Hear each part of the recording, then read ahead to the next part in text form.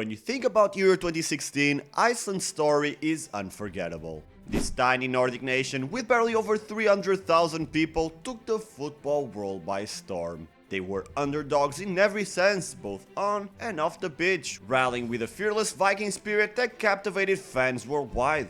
From the thunderous clap that echoed throughout stadiums to their unbelievable triumph over England, Iceland embodied resilience and determination.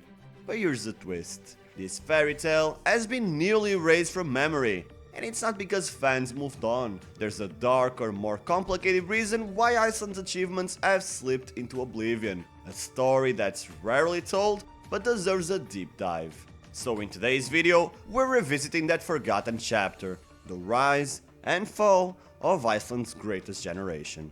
But first, and as usual, let me give you some context.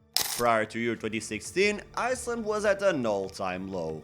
They were nowhere near qualifying for an international tournament and humiliating losses were starting to pile up. I'm talking about losing emphatically against Latvia, North Macedonia and even Liechtenstein. It got so bad that in April 2012, Iceland reached their lowest ever FIFA ranking at 131. Which means they were behind powerhouses like Rwanda, Burundi or St. Kitts and Nevis, and even behind their minnow neighbors, the Faroe Islands. Nobody could predict that after such an underwhelming low, they would rise so goddamn high, but they surely gave us some signs during their 2014 World Cup qualifying stage.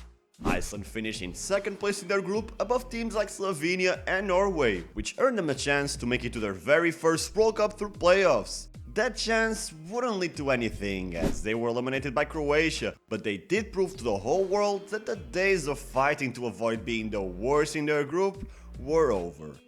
Moreover, Iceland was in that sweet spot that every underdog nation would like to be in, that honeymoon period if you will, to be consistently good with a cohesive game plan while flying completely under the radar of their opponents. As a consequence, Iceland got 2 wins over the Netherlands and 1 over Turkey and Czechia, which earned them their first ever presence in an international tournament. At the time, many outsiders considered their qualification as just a fluke, and, in a way, a consequence of the Euro's expansion. But while time would prove them wrong, there wasn't really any reason to think otherwise. Sure, they were led by Gylfi Sigurdsson, who was a highly rated Premier League midfielder at the time, but he wasn't a star of Bale's caliber or Haaland, 2 players who despite their immense quality have failed to lead their country to success on different occasions. However, the real reason behind their rise happened behind the scenes in the beginning of the millennium. You see, Iceland is cold.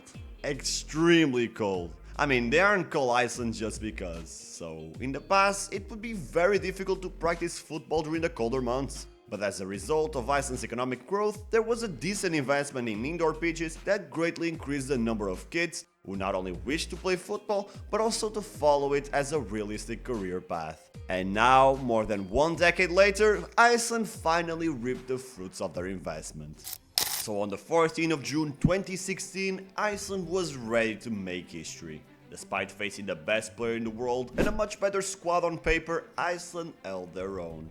They kept a compact block in the back, completely nullifying Portugal's offensive force. Nani would spoil their plans and put Portugal ahead, but the Seleção let their guard down and Iceland took advantage. From that moment onwards, Iceland's hero was Halldórsson. Whenever Portugal managed to overcome the defensive wall, Halldórsson always came to the rescue until the final whistle.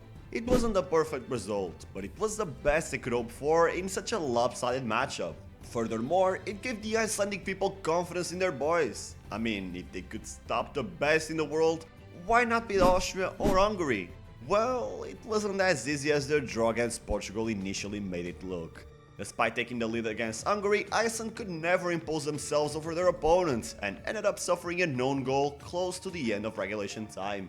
With Portugal's unlikely draw against Austria going into the last matchup, anyone could qualify or be eliminated from the group stage. Everything pointed to that last match day being one of the most exciting in Euro Championship history and certainly one of the most important in Iceland's history. 99% of the country stopped to watch it. That's how much they cared about it. And in the end, their passion paid off.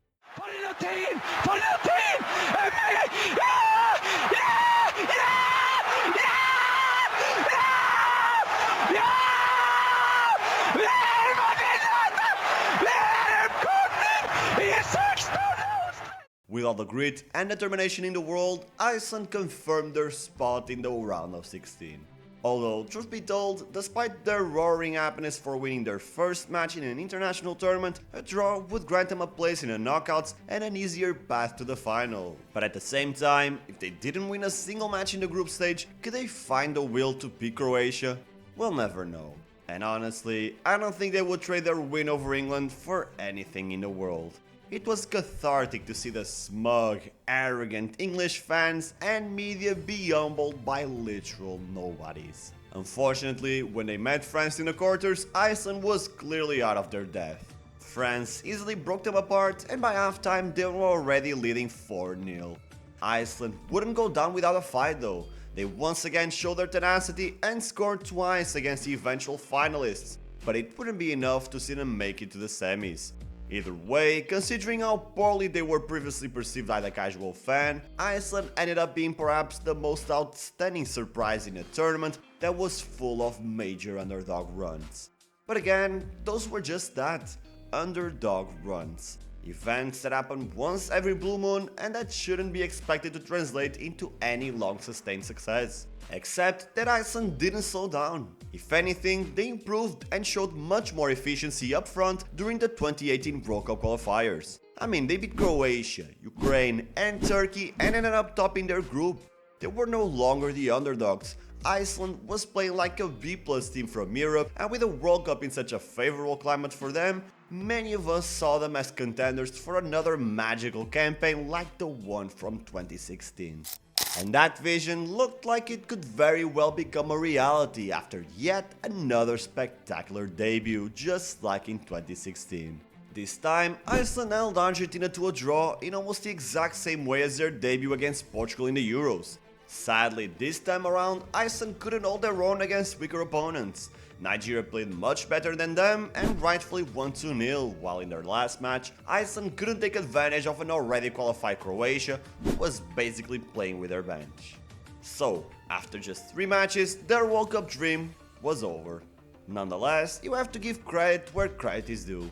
Most nations with such a small population and such unpleasant conditions to practice football never move past being eternal punching bags.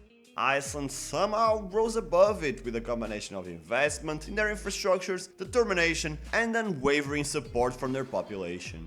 If it had ended right here, I don't think it would be a disappointment. But the problem was that this wasn't the end of their story. Iceland wasn't beaten by any opponents or by Father Time. They were beaten by their own behaviors. From being that adorable underdog nation with a part-time dentist as manager and a roaring clapping crowd in the stands, the Iceland national team became just another group of racists and offenders.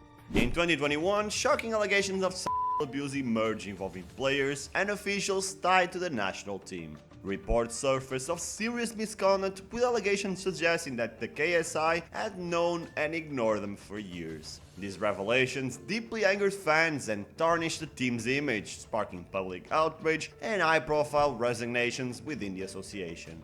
At that point, almost every player from their golden generation had dirt on their names, and the new crop of talent coming up simply wasn't good enough to compete at the level they briefly got us accustomed to. As a result, the attendance and the level of interest in the national team by the Icelandic people dropped back to an insignificant level.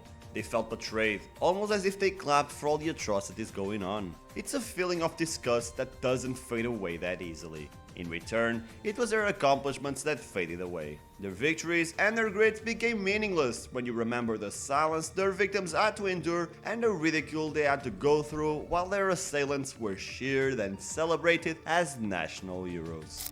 I always say we should separate football from politics and that a player's controversial views on whatever aspect of life should be taken as just another human being's idea. Nothing more and nothing less. However, it's hard to celebrate a team that collectively committed or turned a blind eye to several cowardly acts. I'm not saying we should erase Iceland's underdog run from history. I mean, I'm literally making a video about it. But for all time, that fantastic run will always have to be accompanied by that stain. An asterisk at the end of every discussion that doesn't dignify them one bit. I know that the KSI is run by completely different people and that their current squad has nothing to do with any of this, so maybe they can find inspiration in the good aspects of their history and rise out of the trenches once again. But for now, they're just a side note in history on how no victory or glory can never be permanent. And that is it for the video. Thank you so much for watching until the end.